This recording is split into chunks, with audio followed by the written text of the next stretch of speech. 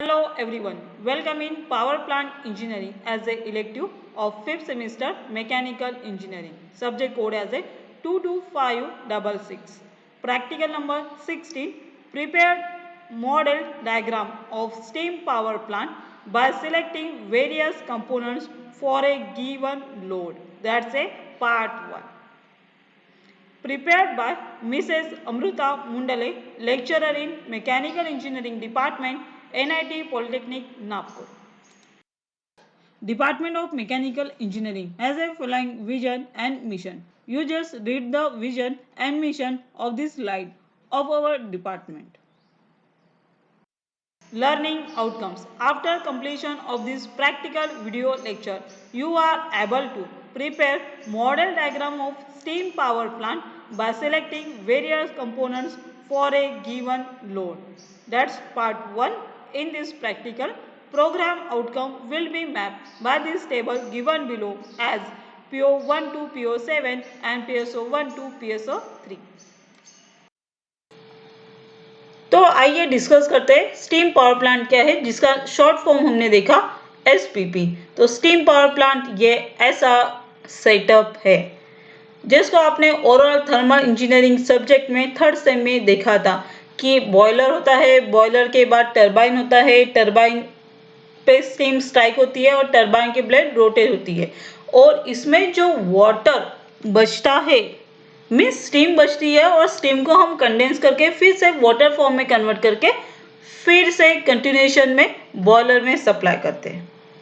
That's animation is shown in this diagram and it consists all the elements of steam power plant. This steam power plant also called as a thermal power plant. तो यहाँ पे आपको steam generator दिख रहा है, means आपका boiler, उससे attach turbine है स्टीम टरबाइन, उससे अटैच हमारा जनरेटर है, जनरेटर से इलेक्ट्रिसिटी प्रोड्यूस होके इस टावर में जाएगी और ये कंज्यूमर तक पहुंचाएंगे. इसके बीच में टरबाइन पे जो भी स्टीम स्ट्राइक होके बचेगी उसको हम रीयूज करने के लिए कंडेंसेशन में भेजेंगे. कंडेंसेशन में वाटर फ्लो होगा जिसके कांटेक्ट में स्टीम आएगी तो स्टीम वाटर में फिर चेंज करके फिर से हम उसको रीयूज करेंगे बॉयलर में. तो इस तरह से हमारा स्टीम पावर प्लांट वर्क करता है. It is a simple working.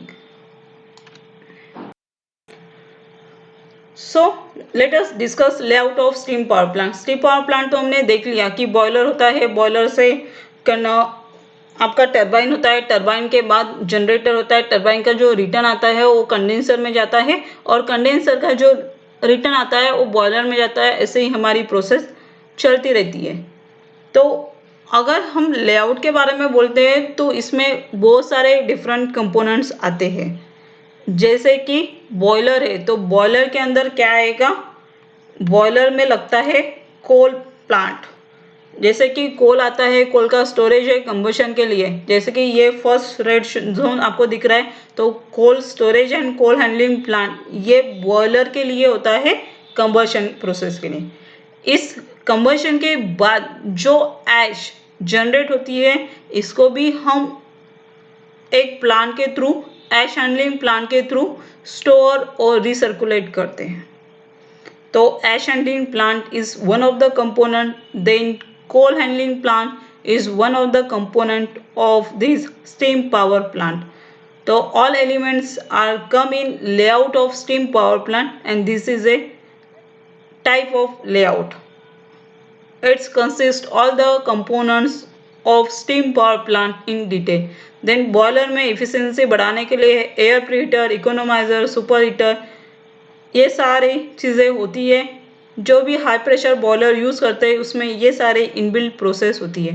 तो ये हमारा सेकंड कंपोनेंट है जिसमें स्टीम जनरेशन होगा बॉयलर में बाय दिस प्रोसेस और यहाँ से जो सुपर हीटेड स्टीम रहेगी वो डायरेक्टली जाएगी टरबाइन पे. टरबाइन की ब्लेड रोटेट होती है तो साथ में जनरेटर शाफ्ट रोटेट होना स्टार्ट होता है और यहाँ पे हमको मिलती है इलेक्ट्रिसिटी जिसे हम कंज्यूमर तक पहुँचाते हैं, उसका यूटिलाइज करते हैं. बची हुई जो स्टीम है टरबाइन ब्लेड को रोटेट करने के बाद उसे हम एग्जॉस्ट स्टीम बोलते हैं. उसे हम कंडेंसर में कूल करते हैं by using of cooling tower and river water. तो यहाँ पे वाटर का कूल वाटर का सर्कुलेट होता है, तो यहाँ से स्टीम जो आती है कंडेंसर में वो कूल होके स्टीम का वाटर फॉर्म में कन्वर्ट होता है। टेम्परेचर थोड़ा कम होता है पर कन्वर्शन ऑफ फेज होता है स्टीम टू वाटर।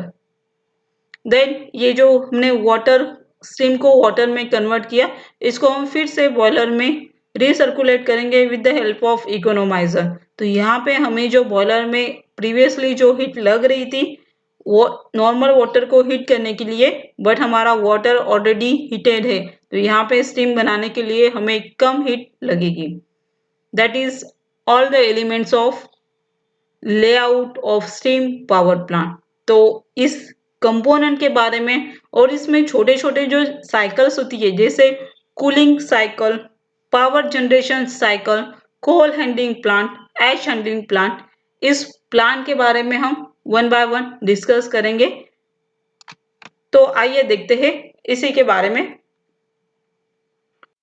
लास्ट इसमें देखा हमने layouts of steam power plant. तो ये है हमारा स्टीम पावर प्लांट के एक डायग्राम में उसी लेआउट की तरह है, उसमें वही सारे कंपोनेंट शो हो रहे हैं जैसे कि बॉयलर है, आपका इवेपोरेटर है, इकोनोमाइजर है, जो सिस्टम है बॉयलर के अंदर यूज होने वाली वो है। Then high pressure turbine, low pressure and intermediate pressure turbines. Then आपका होता है क्या होता है, ये कंडेंसर, ये है आपका कूलिंग टावर, और ये है हमारा मेन कंपोनेंट दैट से जनरेटर, जो क्या करेगा, इलेक्ट्रिसिटी जनरेट करेगा। तो इस प्रैक्टिकल के अंदर हमें क्या करना है, एक स्टीम पावर प्लांट को बनाना है, यानी उसके कंपोनेंट्स को सिलेक्ट करना है according to the load conditions. तो ये पावर जनरेशन कितने मेगावाट का करेगा, 247 MVA ये जनरेटर है, इसके हिसाब से हमें पावर जनरेशन मिलेगा। उसके अकॉर्डिंग आपको ये सारे कंपोनेंट्स की क्या टेम्परेचर रहेगी, क्या वर्किंग कंडीशन रहेगी, कितना प्रेशर रहेगा, ये सारी चीज़ें इस फ्लो डायग्राम के थ्रू यहाँ पे दी है। तो आपको इस तरह का लेआउट इस प्रैक्टिकल के अंदर बनाना है, जो अकॉर्डिंग टू लोड आप कंपोनेंट को सिलेक्ट करेंगे। सिंपली इस प्रैक्टिकल के अंदर आपको वही लेआउट बनाना है जो स्टीम पावर प्लांट में हमने पहले लेआउट के डायग्राम में देखा, but rather than selection of component depends on the capacity of generation of electricity in this plant। तो अगर हमें इतना पावर चाहिए, हमें इतना पावर जनरेट करना है, तो हम कौन से कंपोनेंट को यूटिलाइज करेंगे, उसके अकॉर्डिंगली आपको ये सारे कंपोनेंट्स को सिलेक्ट करना है। जैसे कि आपका बॉयलर हो गया, दे टरबाइंस हो गया, जनरेटर हो गया, कूलिंग टावर की कैपेसिटी क्या रहेगी, कंडेंसर क्या करेगा, ये सारे कंपोनेंट्स को स्पेसिफिकेशन देना according to load, that's the generation of power plant design. तो ये है हमारा स्टीम पावर प्लांट का लेआउट, जो अकॉर्डिंग टू लोड यहाँ पे शो किया है उसके कैपेसिटी के हिसाब से। Now the time is to discuss practical outcome achieved by this video practical lecture, as prepare model diagram of steam power plant by selecting various components for a given load. Program outcome achieved by this video lecture as PO1, PO5, PO6 and PO7 are mapped in this practical video lecture. Thank you. Happy learning. Stay online.